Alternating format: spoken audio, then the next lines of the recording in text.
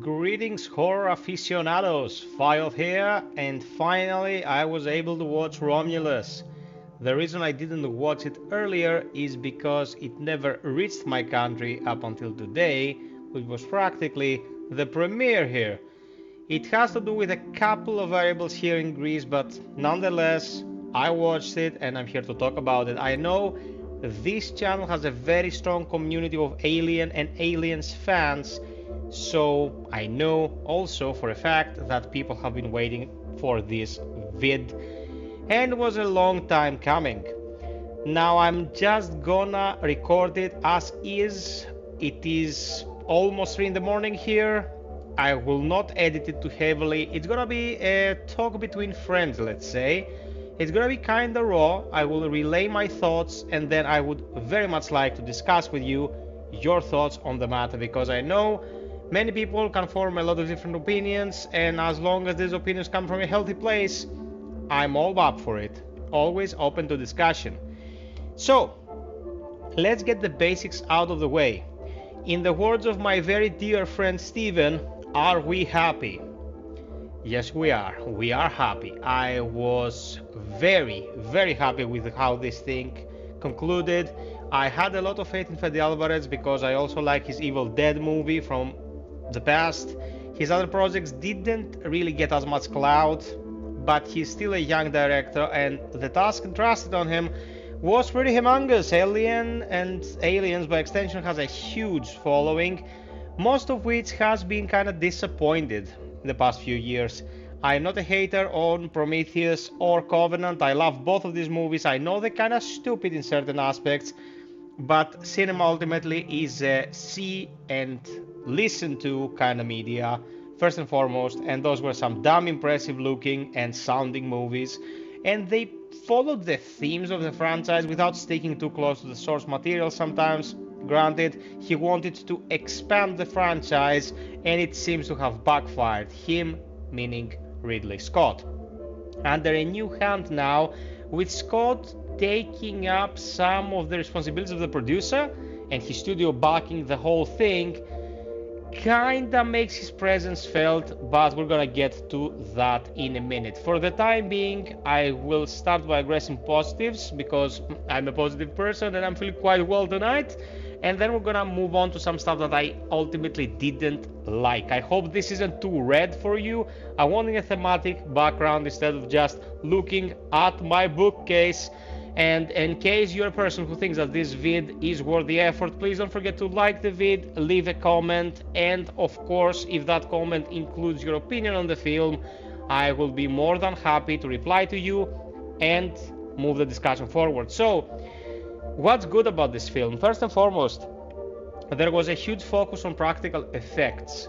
This is really big for a movie based on such a beloved IP because we live in the age of the post-peak MCU. Okay, so MCU came in, took the world by storm, became huge, and it used a shitload of CGI. Even the armor worn by the protagonist in most cases was not something that they wore, it was just a green suit that was lending itself to CGI.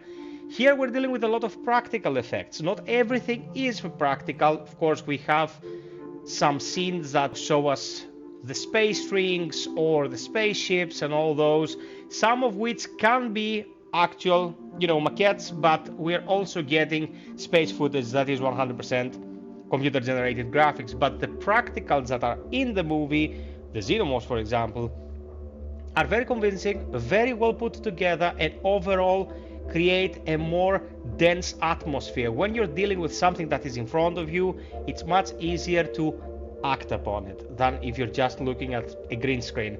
That is something that both Hayden Christensen and Ewan McGregor spoke about in great length the past 20 years about the prequel trilogy of Star Wars. We were acting against a wall, and it wasn't the easiest task to always bring in 100% when those are the conditions you're dealing with. Here, the Xenos were practical effects, and another creature that at some point appears. I'm not gonna spoil anything, by the way. I'm gonna talk about the technical parts and the way the story was presented and not about specific events, so I don't spoil anyone's fun. There's another creature that appears that is actually a very specific person in a suit, and it's very impressive to look at because the transformation is so complete, you know? So the practicals were fantastic. There is a specific character played by Mr. David Johnson that was pretty much the soul stealer of this entire thing. His performance is fantastic. The whole cast is really young actors, not newcomers to cinema or TV per se, but still pretty young people. And this gentleman in particular was awesome. They wanted to bring specific quirks to the character, but as it happens with overly quirky personas in cinema and TV, sometimes they end up looking like they have a condition, let's say. But this gentleman did such a fantastic job of presenting this character, left me speechless. For 99% of his presence on the screen, he was the one I was looking at, and he did a tremendous job. Very well cast and very well executed as far as his performance goes. The cinematography, the lights, the takes you will see in this movie often are breathtaking. Even if CGI shots are to be considered, the outside of the ships, the overlook of the planet, and so on and so forth, everything is recreated in a way that gives you a sense of scale. The scope is majestic. Of course, space is beautiful, and when presented by a deft hand, the results are mesmerizing. And there were a couple of scenes in the movie where I was like, I don't even care that this isn't something physical and that it's all computer generated, because it is glorious to behold. Like in Interstellar, you could see the black hole gargantuan and say, oh my god, this is so amazing to look at. We're not dealing with that kind of scope, but still what was there was pretty awesome and got the job done. The interior takes now are some of the best we've seen in these movies. I'd say Prometheus and Covenant have some of the best scenes we've seen in an Aliens movie. The field in the beginning of Covenant with the flare is one of a kind. The ghastly corridor in Prometheus with the apparitions, which are actually holograms, is stuff that sticks with you. They don't really leave your mind once you've witnessed them. And there are a few scenes in Romulus that will really stay with us. I'm not talking about the gore. There is a good amount of that as well. I'm gonna go in depth on that in a bit. But the cinematography, as stated, is amazing. And I didn't expect anything else from Alvarez. He doesn't shy away from the gory stuff, the hard to digest stuff. He doesn't shy away from trying to place the camera in a way that really complements what he wants to show us. There is also a ton of respect shown towards the original aesthetic of the films and video games that have taken from the films. There is pretty much anything you can imagine from the first movie, some of the second movie.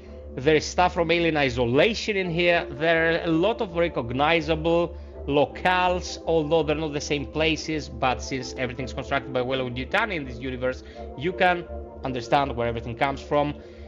And there is a character that makes a comeback. I'm not gonna spoil, but the inclusion of that person specifically, although unnerving to look at and hitting and missing the uncanny valley a couple of times, created a sense of continuity, because the movie is very focused on the continuity of both the OGs and the duology with David, with Michael Fassbender's character.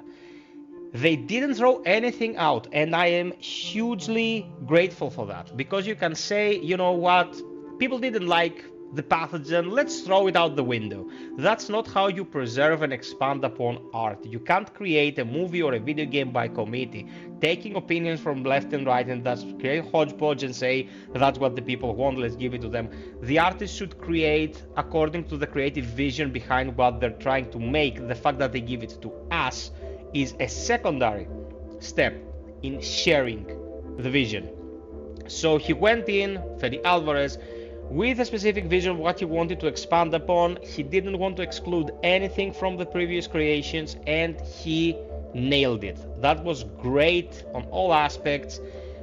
It seems like there is a place for most of the lore we've seen so far in the silver screen, and that is reassuring to an extent, because it means that we might see an end to the duology, Prometheus and Covenant, and also some cues from characters from the past in upcoming movies according to what's going to happen, because the end is very open-ending, and I really hope that whomever survives this ordeal, because as I said, I'm not going to spoil anything, is going to an extent be used in the future, because Elizabeth Shaw at the end of Prometheus leaves the planetoid, and we're like, let's see what's going to happen to her. And then they killed her off screen pretty much because the script that included her didn't go anywhere.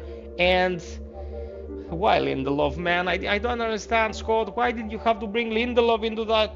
Anyway, I digress. This is a completely unrelated matter. But what's done here for the continuity of the Alien universe is 100% a hit, as I'd say. Now, let's talk about certain things that I didn't really appreciate as much. There is such a thing as too much fan service.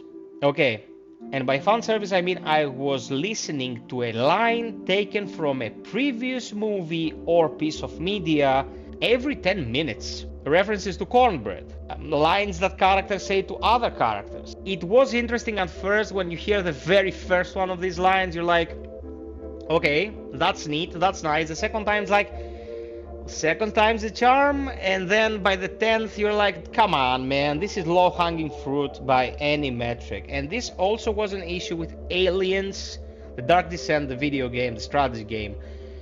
You would hear them say the same lines again and again and again, because Aliens, yeah, we get it, like the super fans of this IP are gonna catch every little tidbit of detail you're gonna throw their way. You don't have to throw a deluge of details and Easter eggs at them. They'll get it, and I got quite a lot of them.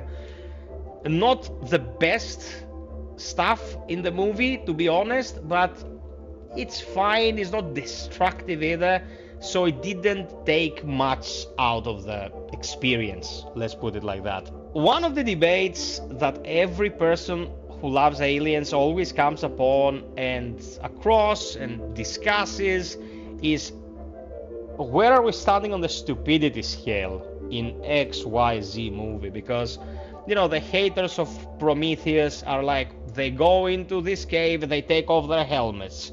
They go out in this open field, they take off their helmets. And I'm like, yeah man, it's pretty stupid. But Dallas, in Alien 79, brought a guy with a face hugger cemented on his face inside a spaceship, bypassing the second in command by ordering the android to open the airlock.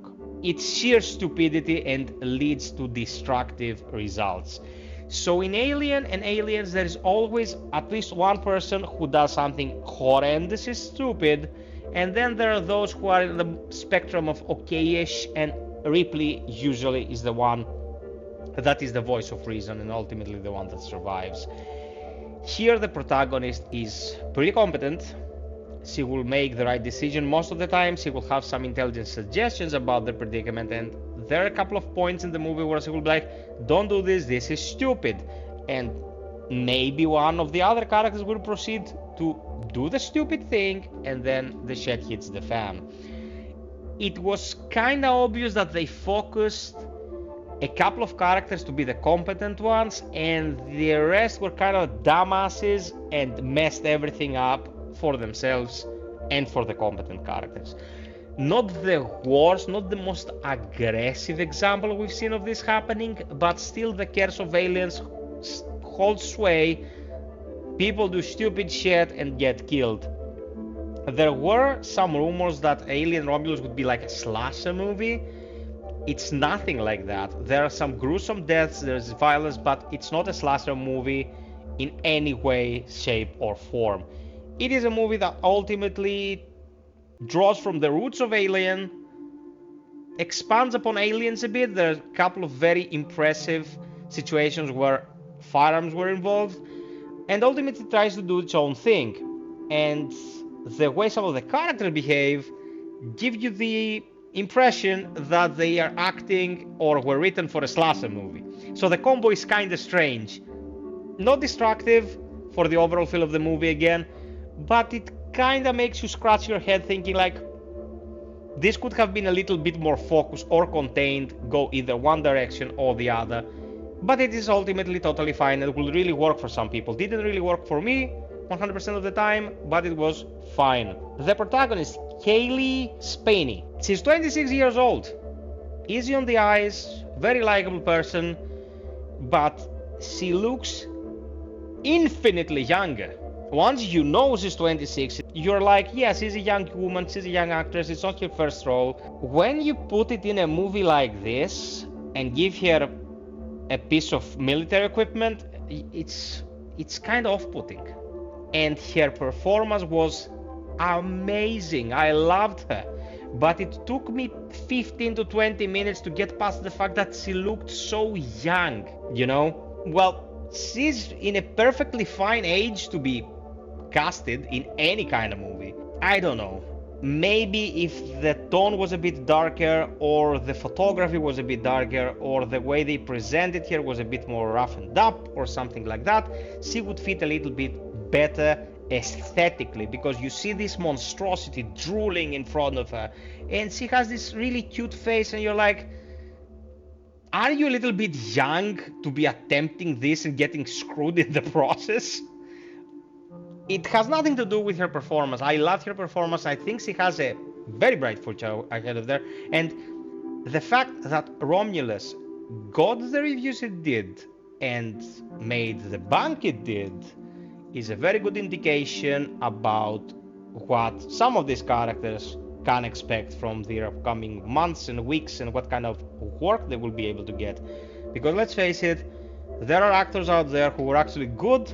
They played in too many shitty productions, and then we didn't hear anything good from them for like 10 to 20 years, like Nicolas Cage, one of the greatest actors working today, and he was lost in the void of movies like Jiu-Jitsu, like Jesus Christ. As the movie draws to a close, we are dealing with Mr. Ridley Scott's input, because the movie takes a turn towards some of the cliches of the past. I'd say it also draws a bit from Resurrection, which is by far the worst of the Aliens movies.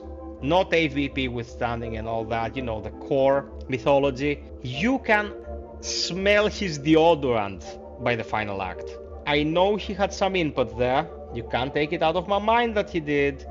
And again, it's not the end of the world, but we could have used the other kind of wrap-up, if you understand what I mean.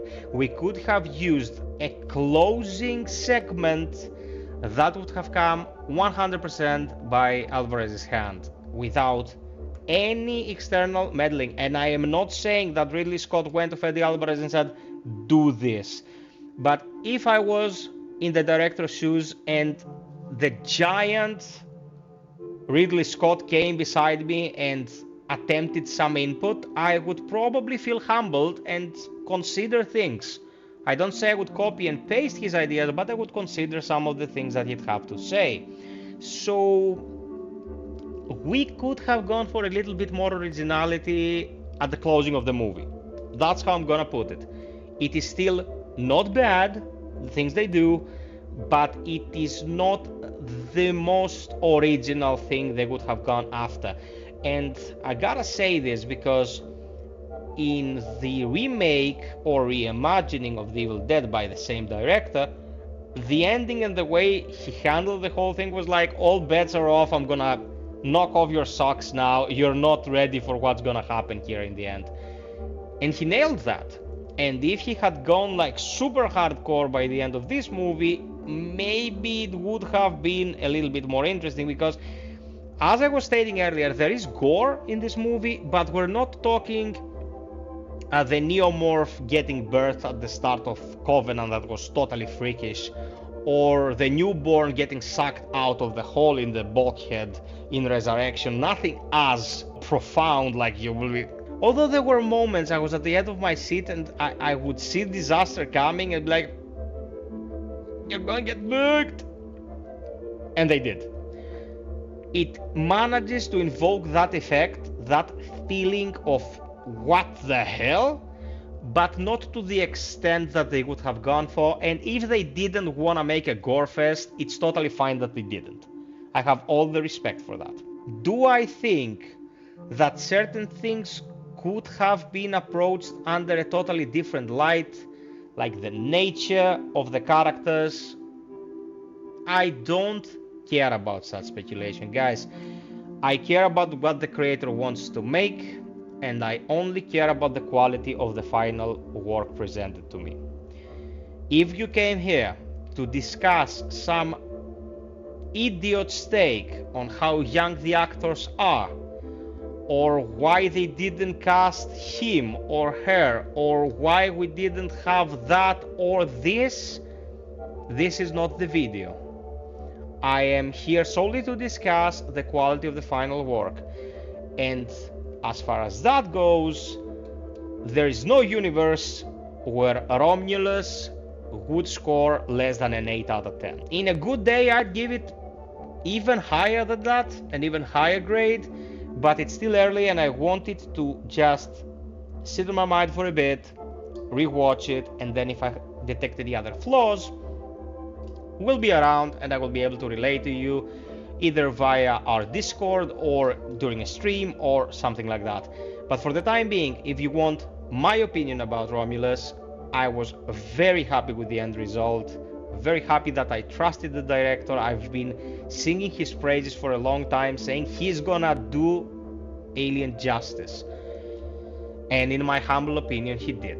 So let's talk about the people. Thanks so much for watching. If you reached this spot, I'm gonna leave a couple of my other reviews here in case you wanna see another example of my work.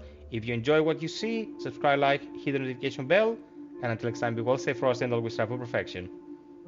Cheers.